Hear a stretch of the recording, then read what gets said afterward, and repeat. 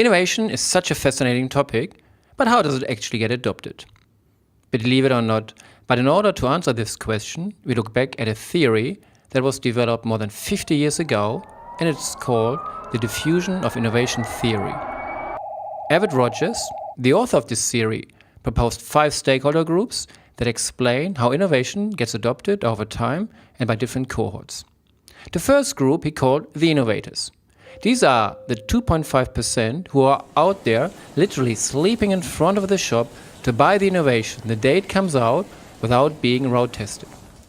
The second cohort is made up of early adopters, roughly 13.5%. The early adopters are the immediate second wave. The first buzz is over, the product is maturing in its abilities, and the early adopters get pleasure and satisfaction out of early usage. The early majority represent the third group, that is the next 34%. The product becomes widely known and mainstream, and the early majority group are those guys who ride this mainstream adoption. The fourth group, or the so-called late majority, is far more cautious. They represent roughly 34% and will wait, typically for decline in pricing, until first hiccups are ironed out, and only then will adopt the innovation. At the very tail end, the fifth and final group consists of so-called laggards. Laggards are the most reluctant, but finally they will get over the line and make up roughly 16%. Think about laggards as those guys who only now sign up for e-banking or maybe the internet.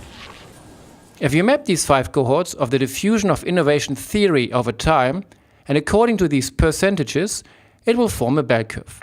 If you now sum up this information across the bell curve, you reach the well-known S-curve. The S-curve, in 4 stages, describes how innovation is adopted in terms of the speed of adoption.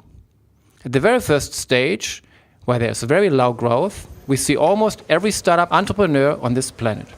A lot of trial and error, a lot of prototyping, and many of these innovations will never see the light.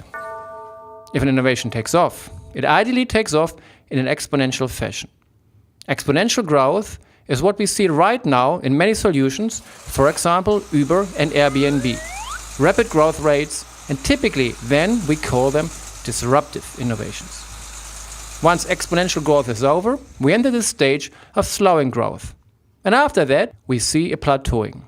Examples for plateauing over the last 5 years were analog photography or DVD players.